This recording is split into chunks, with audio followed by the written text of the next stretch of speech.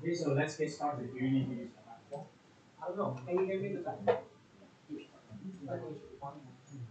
So they are five international students, three in the back, two in the front. Okay. So today, our seminar, I invite Dr. Jose Nunez. He was my master student from 2015 to 2017. Back then, he was in the program of the College of Engineering College. The program's name is International Environmental and Sustainable Development. And that program hosts students from different countries. Those countries we have diplomatic relation with. So he's from Dominican Republic. After so many years, he got his PhD last year from University of Victoria University of Wellington, and the recent weeks is his summer vacation, and he chose to come back to Taiwan to visit friends, to visit us. So I think this is a very good chance to have him be here to present his research with us. And his background is in architecture. And of course, later Dr. Nunez will introduce himself to everyone. Okay, so 我们就热烈的掌声来欢迎Dr. Nunez. All right, thank you very much. Thank you for being here on this afternoon. My name is Dr. Jose Nunez. I am a lecturer in public policy assistant professor at Victoria University of Wellington in New Zealand. And I will be introducing a topic that perhaps you're not personally interested in, but I think it's important to understand some of these realities that many people face on a day-to-day basis. My background is in architecture, so not so much in construction engineering or civil engineering. But I think all of us belong to the built environment and try to transform and plan our cities for the better. And I think we should be aware of some of the social implications of the projects that we participate in. So my topic today is called Spaces of Marginalization, Race and Labor in the Built Environment, in the case of Santo Domingo. And I will start, I will introduce some theoretical concepts first to understand some of the drivers of these, the formation of these spaces and the ways that built environment professionals, including architects and engineers, work on it. And then I will go into very particular cases of practice to explain some of those theoretical concepts and how they relate. So I thought to introduce this because some of these things I teach to my students in New Zealand. Well, my students are third year undergraduate students, and our bachelor degree is really special because it combines construction project management with sustainable engineering systems. And the two are combined together. And I think our graduates have this unique ability to understand both construction project management and the typical scheduling, quality, procurement, and things like that, but also through the lens of sustainability, which I think we can all agree is an important topic nowadays. And we focus a lot on one particular framework, which is the Living Building Challenge. Have you heard of the Living Building Challenge before? Anyone? No? Okay. So the Living Building Challenge is a sustainability framework to make buildings more sustainable, more energy efficient, more water efficient, with better materials, better for health, but also consider some social dimensions as well. And those frameworks are really popular, particularly in New Zealand and Australia. And I think I need to introduce myself as a fellow graduate from this university. So I did my master's degree here in this building and some of the others. And Professor Wang was my master's advisor. And I think we can all agree Professor Wang is probably the best professor in the College of Engineering. So I was really lucky to have him as my advisor. And then after that, I moved to New Zealand to do the PhD. And it just happened that a position opened in my university, and then I became a professor there. So that's the link between NCU and myself, Professor Wang, and you guys today. So a lot of the ideas that I will be presenting have been published in these two papers, one of which I co-wrote with Professor Wang. And if you're interested in a more in-depth analysis of these case studies, you can refer to these papers, but I will just introduce the larger background. All right, so let's get started. So our cities today present places of development alongside places of poverty and marginalization. And this is quite evident in cities in the global south, in Latin America, Southeast Asia, and Africa, but also in all cities across the globe. In Southeast Asian countries, Latin America, and Africa, a lot of these communities are known as informal settlements because they do not follow the formal regulations from the formal city.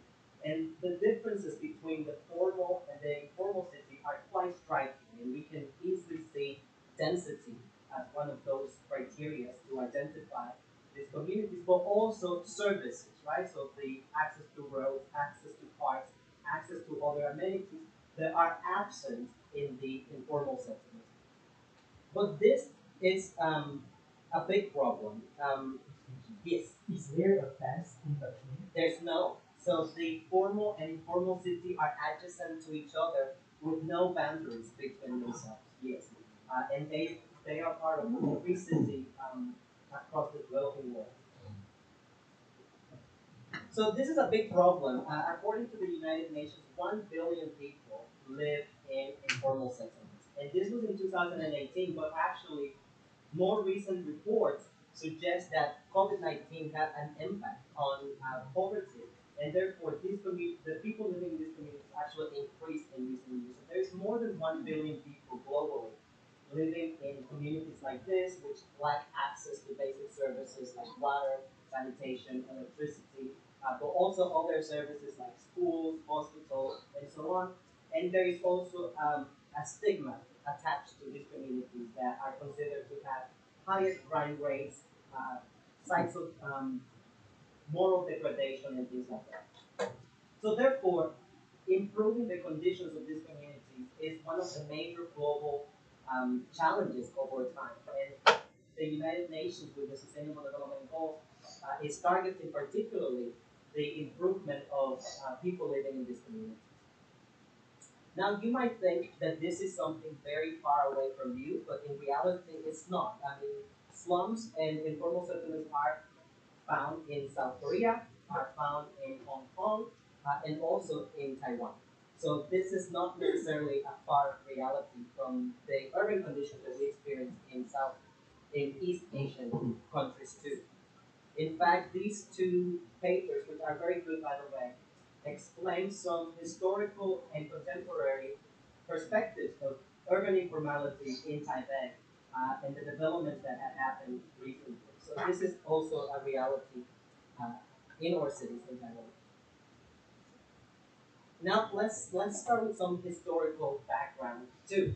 Um, so informal settlements or slums have been with us for a very long time. We might think it's a recent phenomenon, but they have been centuries old slums, and these clusters are from New York City, and this was from the 1930s, and they tried to um, upgrade the conditions of these communities. But something interesting about these posters is that you can see there is an association between crime and people living in slums, and between infant mortality and people living in slums. So these communities are not necessarily seen through the lenses of lack of access to basic services, but also through the lenses of higher crime rates and higher mortality rates. And the recent COVID-19 highlighted these associations because in informal settlements, infection rates for COVID-19 were higher than other areas in the city. So this is just to give us a background that these communities have been with us for a long time, including in developed cities like New York, for example. So with that, I will try to introduce today some of the theoretical frameworks that I use in my research to understand these communities. And these frameworks are through the lenses of the built environment and architecture because I am an architect, so this is my field of expertise through those lenses, but also through the lenses of the right to the city, subjective differentiation, developmental neoliberalism, environmentalism, and the rebound effect. And these might sound too complicated, but I hope that by the end of the talk, you will have an idea of what these concepts mean. All right, so let's start with architecture in relationship to slum resettlement. So architects have been captivated by these communities for a long time because architects get bored really easy. So the informal settlements propose a new challenge for architecture because these are communities that emerge without architects. So the architects of these communities are the people themselves. So this has presented a lot of challenges to the architecture community from the 1970s, 1980s, up until today.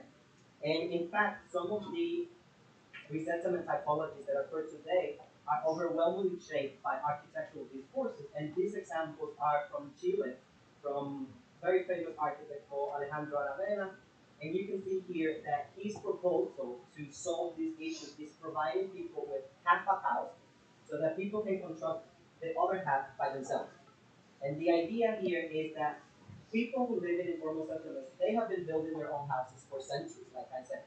So if you provide them with the framework to have a decent house, they can build that by themselves. So this is one of the solutions that architects have used to engage with this problem. Now, if we want to go a bit more theoretical, but we don't have to be, but Brenner and Smith have classified some of the current discourses on cities today, and perhaps some of you are working within one of these four discourses. So it's either urban triumphalism, in which the city is seen as an expression of progress, and that there are advantages of living in urban dense locations. There is the techno-scientific urbanism, in which people are trying to use big data, AI, or any other technological trends to explain and improve urban conditions. There's, of course, the focus on urban sustainability, which we're trying to make our cities greener or more ecological. But then the fourth discourse, according to Brenner and Smith, is the debate on megacities, in which the formation and expansion of informal settlements is one of the main issues. Okay, we don't have to go through that. Maybe the second framework that I want to introduce today is the right to the city. So one of the ideas behind the need to improve the conditions of people living in slums is that they also have rights to urban spaces.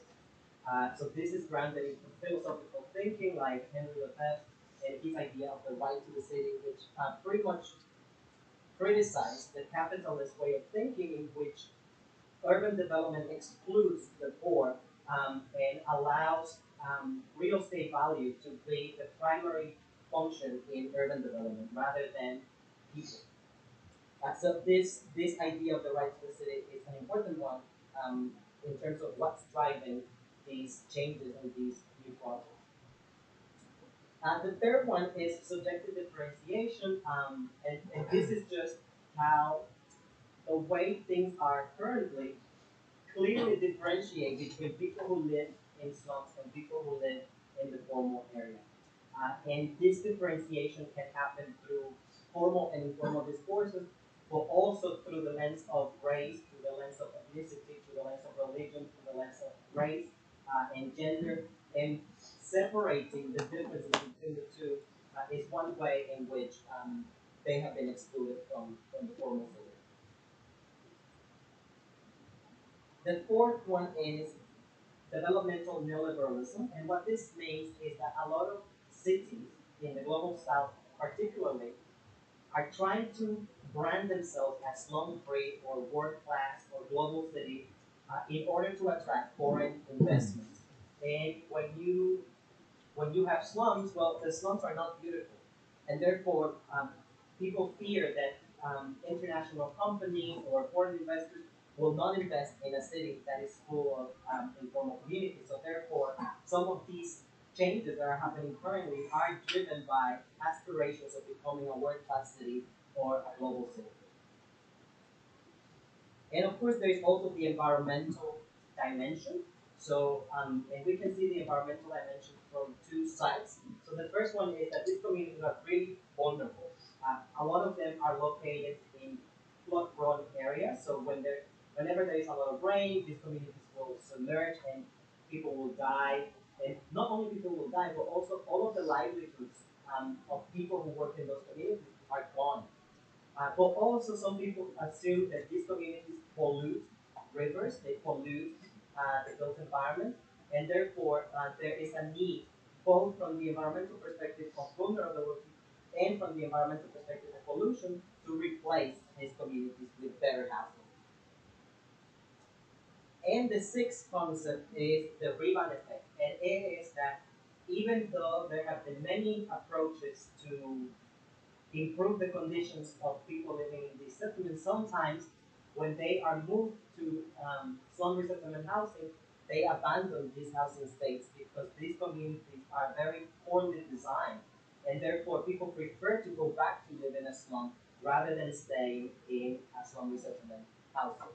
So I am very interested in all of these things. I am really interested to find out why people move back to a slum, even if they are offered social housing. I'm interested to see what kind of things can we do as architects, in my case, to design better communities that people actually stay in and form life and feel connected and belonging to their whole city.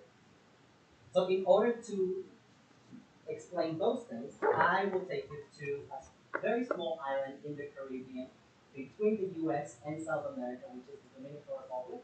And I will take you to a case study that I have been investigating for 5, 6 years so that you can see how some of these theoretical concepts apply in that particular case.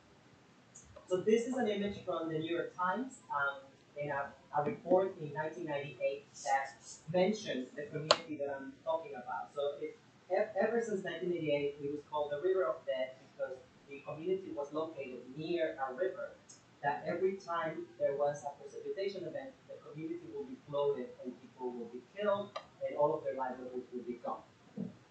So this is what it looked like when it rained.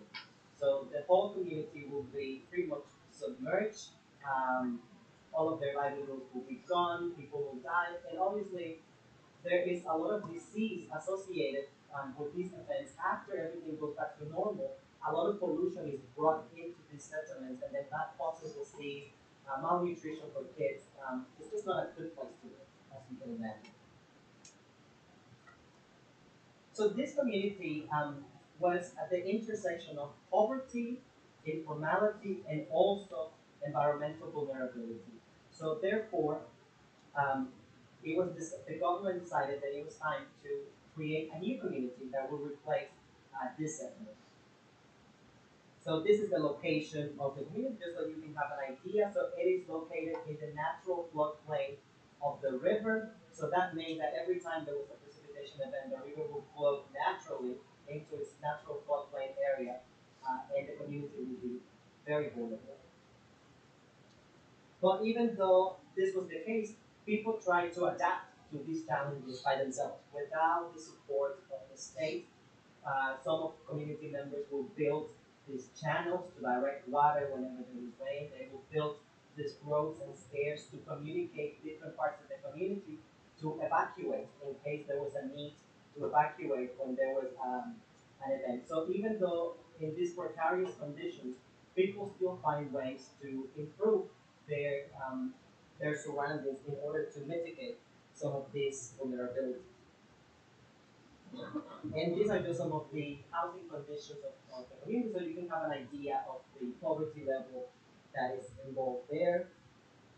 These are just some international newspapers coverage of this community from all over the world, from Germany, the US, Spain, just reporting on this site. So in 2013, that design competition was open to find a better way to resettle this community. So I'm just showing you some of the proposals. Um, I'm a little bit biased because some of these proposals were actually from some of my friends. So I'm just introducing here the ones that I know in depth. So you can see here a desire of increasing density by building vertically in order to maximize the efficiency of the space. You can see a lot of rationalization in comparison to the previous settlement. So now a lot of street layouts similar to like a 90-degree angle streetscape, integration with nature was an important part of the proposal. Connectivity to the city, and how the settlement needed to be connected to the rest of the city. So some of these are just some of the proposals that were evaluated. This is the winning proposal by in Costa Rica, and I will show you some of the impacts of that. So what I'm interested in investigating is, okay, so what happened, right? So we moved all of these people from this informal settlement to a new housing state, but what has been the impacts of this resettlement, right? Are people better off? So that's what my research is about, and I've been to this community several times. Here you can see some of the conditions in the breeding community again, so you can have an idea of the expansive nature of the place. And then a new built-up community was built in a safer area here that is no longer flood prone. So this community is pretty much a city within the city. So it's a very expansive community. Over 1,600 new apartments. It has a school, a hospital, daycare, a baseball field, basketball courts. It has three wastewater treatment plants, ample public spaces, and importantly, people were given these houses for free. So they didn't have to pay any money to the government. They were just relocated there, and the idea was that their life would become better. But as we can see, as we will see in this lecture, it's not as simple as that. Not necessarily by moving to improve housing, people's life situations necessarily improve. And we will see in which sense it did and in which sense it didn't. So we can see here the difference between the old community and the new one. So the difference is quite striking. Obviously, it's safer. That's the most important thing, and that's really important, right? Because we cannot measure safety in terms of monetary compensation, but we know that the kids that will grow up in this community will grow up without the trauma of being exposed to flooding on a constant basis, and that's important for a children's development. So in that sense, it's quite powerful. But not everything is as possible. So this is the architectural layout of the new apartment. So a very decent house in from 56 to 75 square meters. So the idea was to provide these people with a house that it was the same quality as a middle class family. So the idea was that we shouldn't treat poverty with more poverty, but rather we should improve the housing conditions of this community by giving them also a middle class family house. Um, we can see here some of the environmental conditions of the new community. So it's quite pleasant to be in this community. We have parks, lots of green spaces. The apartments are quite modern in a way, 4-story high because the idea was to not the need of an elevator, so 4-story high was the maximum we could go. So these are just some of the new conditions we can see here, the new housing state and the public spaces around. I have a question. Yes, of course. So from the picture on the right hand side, to the right hand side, there's a slope. Yes, It's like a pump. yes, And in Taiwan, in engineering design, we design detention pump to accommodate heavy rainwater. So it's actually because yes. So this site was quite complicated, and in fact, the cost of the project ended up being a double of what it was projected because of the topography. So this space here are wastewater treatment plants, so they can be floated. So when the rain comes in, this system will flood, and then they will also filter the water before it gets discharged into the river. So actually, I'm going to show you now some of what happens in those wastewater treatment plants. So the idea of these plants was to um, filter the water before the wastewater from the community before it gets discharged into the river. So local plants are very good to filter water. They can capture CO2 and they can capture the pollutants in wastewater really easily. And in this particular case, over 150,000 plants were initially planted in these three wastewater treatment plants, and they have no energy consumption, but they purify over 2,500 cubic meters of water every day through a natural process before the water is discharged into the river. So it's a very low-tech, simple technique that has worked really well in this community. These are also some of the benefits. So the floating green spaces, small high density plants, no bad odors. They capture CO2 a lot per year.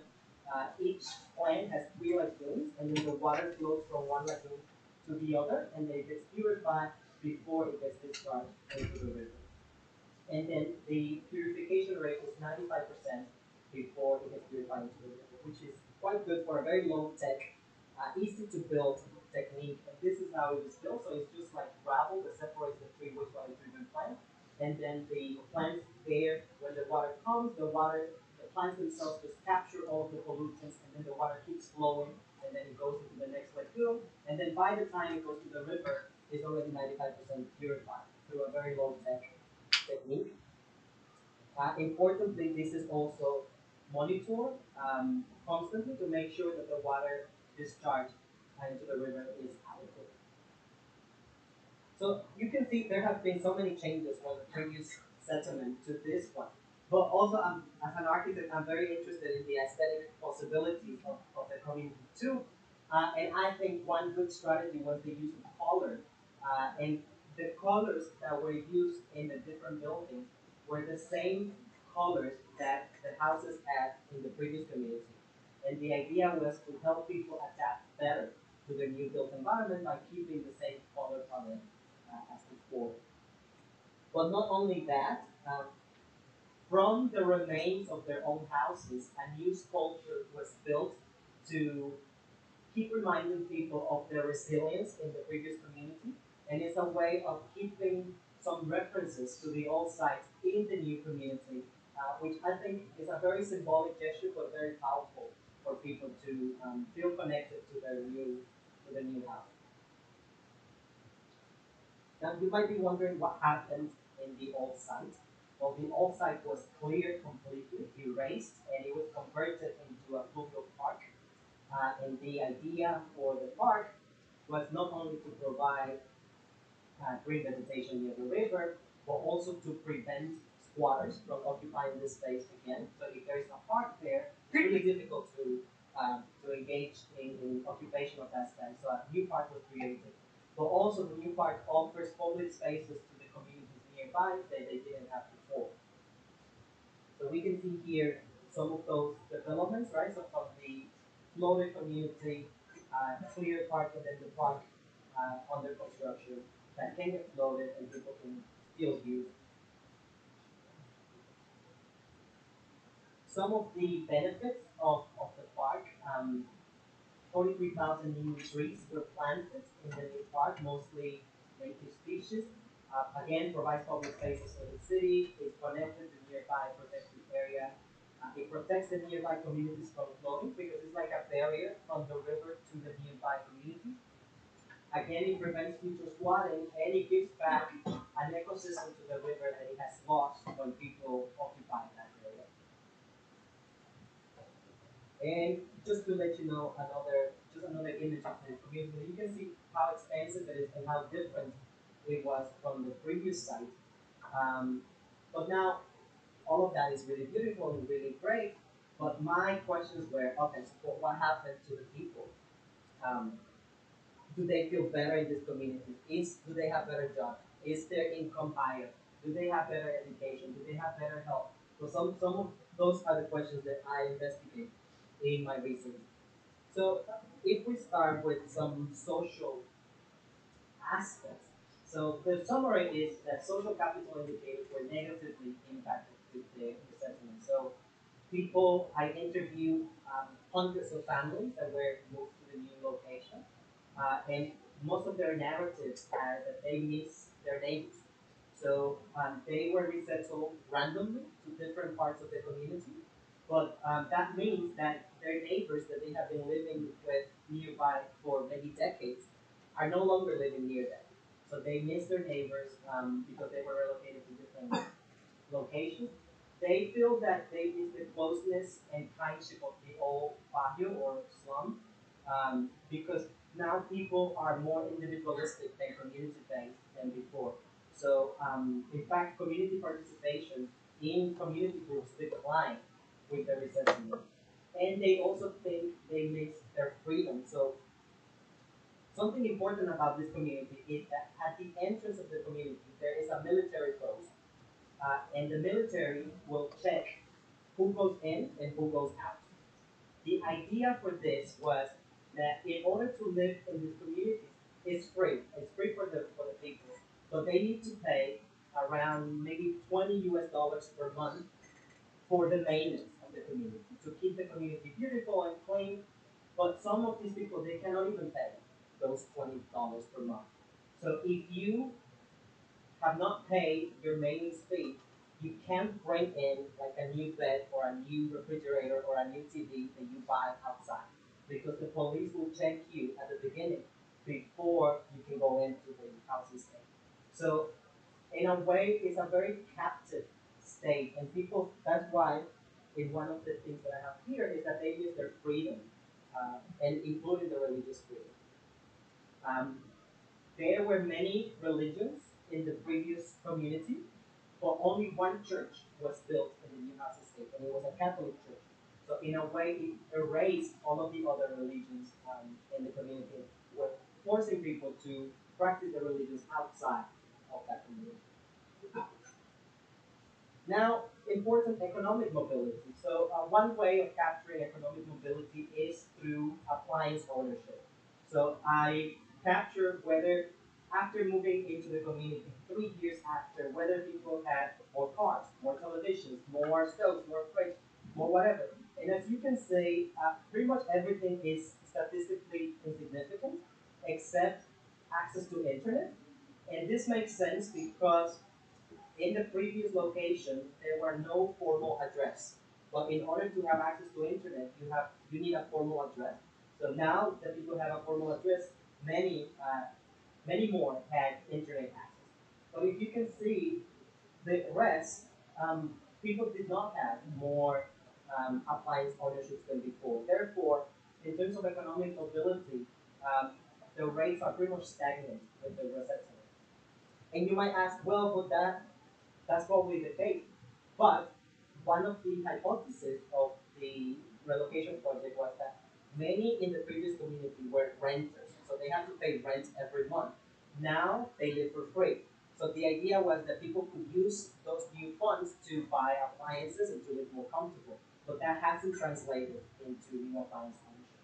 So in terms of economic mobility, the project did not significantly impact people's economic standing.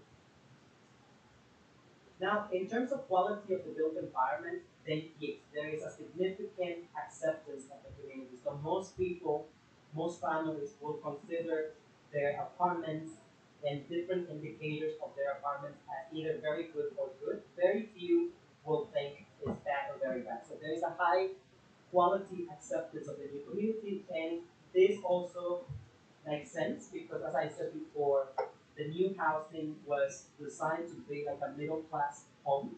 So the spaces were quite decent, from 55 to 75 square meters.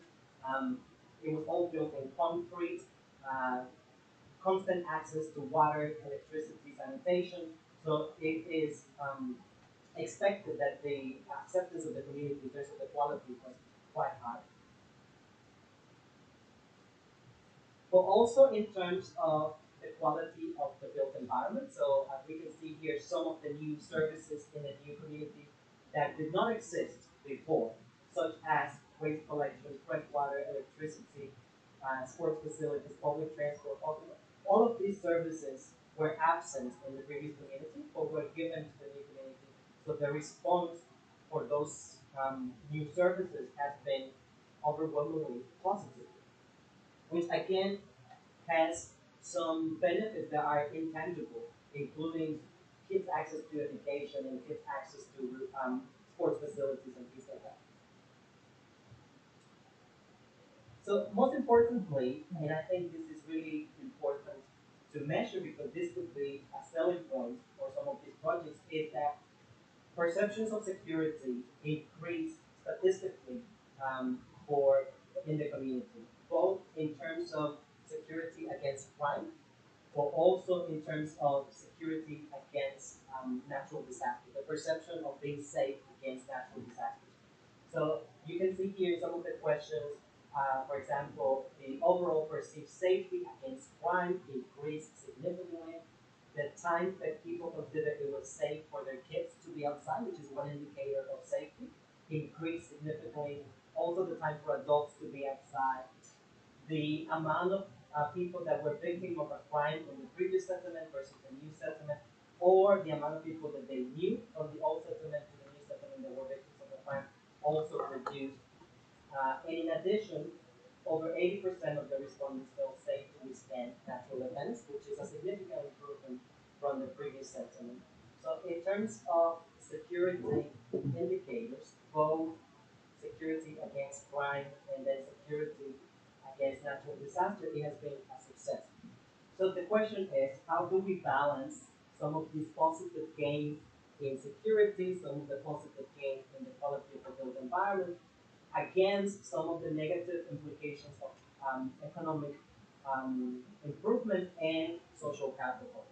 Um, if I ask the class, for example, do you think it was a successful test or do you think it was not a successful test? What would be your opinion? Anybody? So you would consider some of the successful indicators outbalance some of the negative. Yeah, so far based on the presentation, I think it's successful. Okay. Anybody else? Any other opinions? Okay. I mean, you don't have to have an opinion, but when I present, this is really interesting because when I present this case to my students in New Zealand, there is a lot more debate about the success of the project, and I think that has to do with the things that we value, right? So, and that's quite personal. I personally also consider the project to be successful, but a lot of my students really see these social indicators about the lack of social capital and connections and the freedom that they don't have anymore to buy, to bring in like a new appliance that they buy or a new bed or a new thing.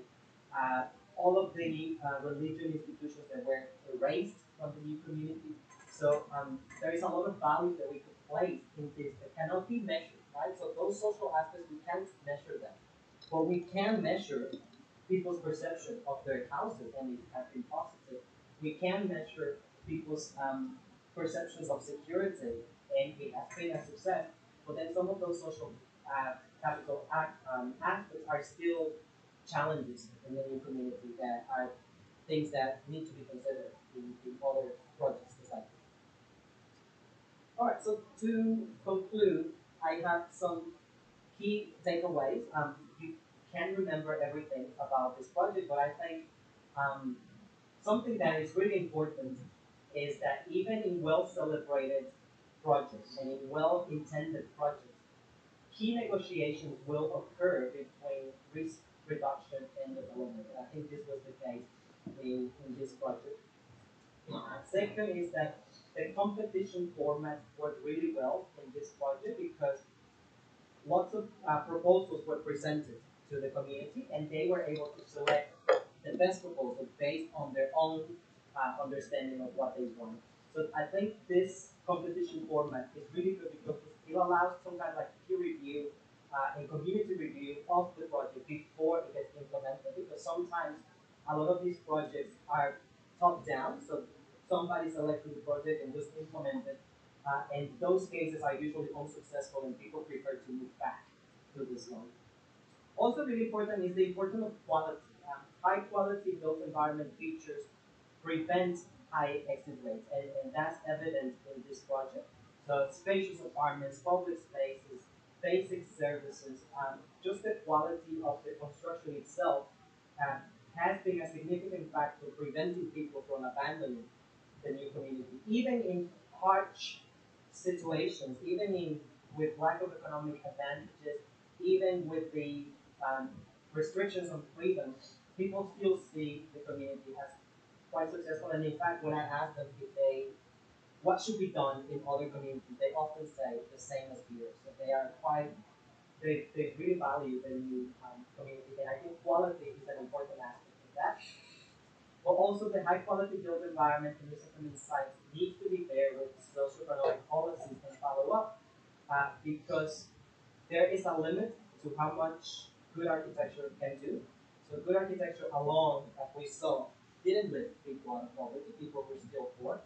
Good architecture alone did not create a better sense of freedom or a better sense of community. In fact, people feel less connected to their neighbors than before.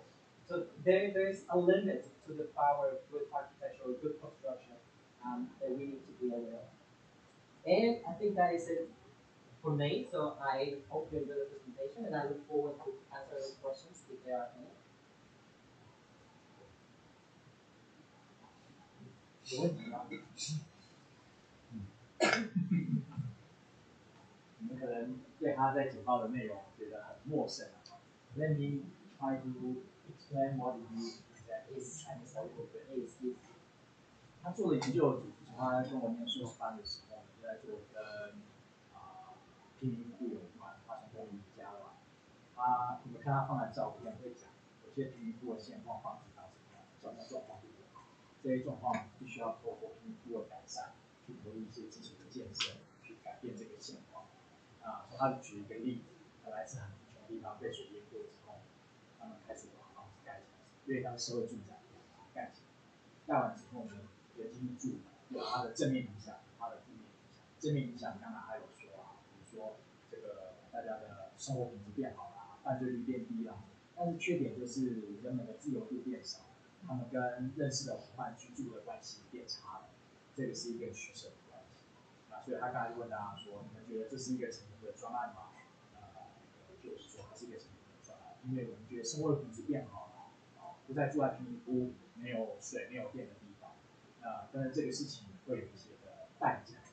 那他的研究就是在贫民窟为主，去探讨它的社会现象、它的建设，还有它带来对社会人文的冲击。它是建筑的背景，所以你会发现它的研究里面，其实跟我们想的工程是差的。那它是从比较社会的层面去探讨这一些的议题，它的简报简单来讲大概是这个样子。你们搭配他刚才看的那些照片，其实大概可以知道它前后的差别是在什么。当然，前面刚开始他介绍了很多评估的一些背景，不同学者、不同角度中的评估应该用什么样貌去看待它，还有介绍了6个不同的理论。那这些事情我本来都不知道，一直到跟着他带他做硕士班研究的时候，慢慢有了解这些东西，也是蛮有趣的，跟工程师有很大的。Yeah, I'm done with explaining everything. okay. In 3 minutes. Are there any questions now that there is an explanation? You can ask the question in Chinese and then he can translate. Yes. Okay, Joe first. So thank you for the comprehensive presentation. I think it covers a very wide dimension of society. And one of the results about the social impact, social capital, was shown to be negative in the market. And I think similar also in other countries like Norway or public housing, people feel this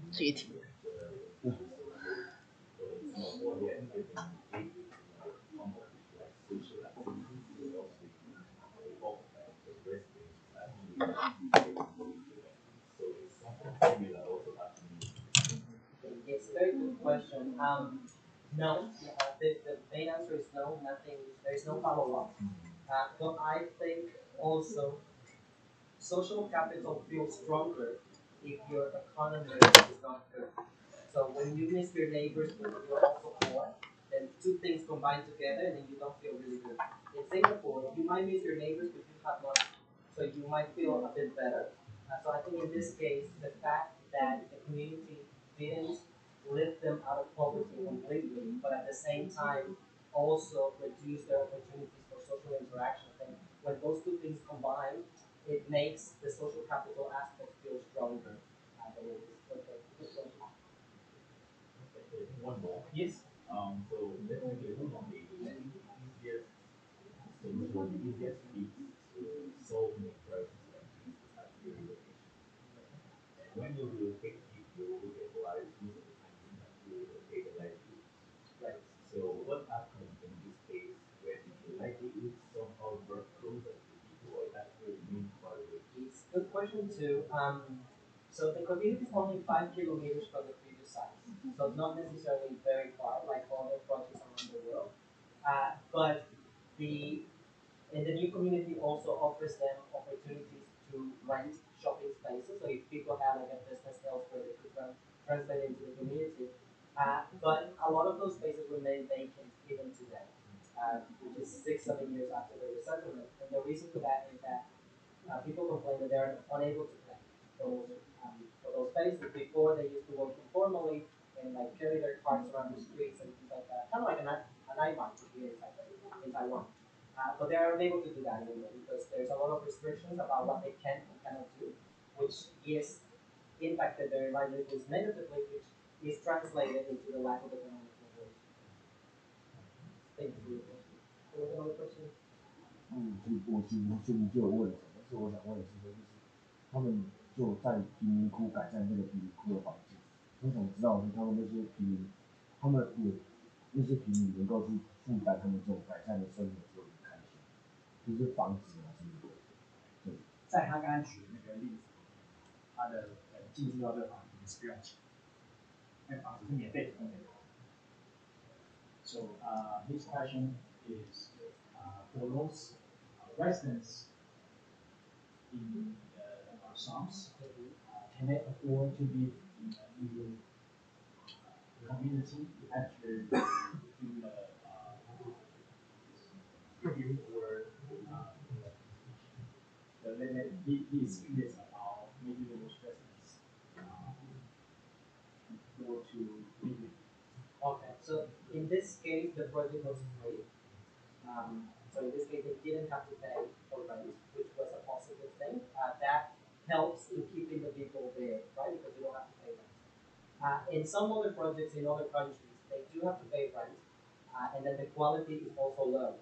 So they prefer to move back to the slums. They prefer to live vulnerable, but in their own precarious home, rather than paying rent in a low quality environment. I think in this case, one of the positive aspects was that the quality of the construction was really good, and then that it was free. So those two things again combined to keep most of the community in place, which is a valuable thing. 所以在这个例子里面，房子不用钱，租住的品质又比较好，他们留在新的意愿就比较高。其他的专案呢，他们住民需要付一些居住的品质又没有显著的提升，他们就宁可范围去原来他在住的环境，又不用付钱，然后居住品质也不会说差太多，所以他们的诱因就会少一点。所以在这个专案里面，正面的结果就是居住的品质免费的房子是促进他们搬到这个社区的最大的。Any other questions, comments? 有问题。You know, to me, I would say this presentation or this talk should be the best one in this semester. For this semester, for two reasons. First, I've known him for so many years. The second reason, it only takes less than 1 hour. And you can see so many pictures from the presentation slide. I think that's enough. Okay? 好，有没有问题 ？Okay, so there are 3 questions. Yeah. Okay. Well, thank you for having me. It was great to come back. And if you have any questions about it, you can always email me. You can find me online. Yeah. So thank you for coming. 好，我们给他一个热烈掌声。Finally, we have bag of souvenirs. Oh, wow. Okay. Of course. Oh, yes. For records. Yes. Please. 老师那个里面有个惊喜。Oh. Oh, so beautiful. Then they can show this to your on class. Yeah, exactly. And this is not only a it's like only a I know, right? physics treasure. Yes. 好。Okay, thank you very much. Thank you very much. Thank you. 好，那我们今天的先讲，应该今天就1小时结束了。So happy. 之后的没办法控制哦，因为是好了，下课。OK。好的。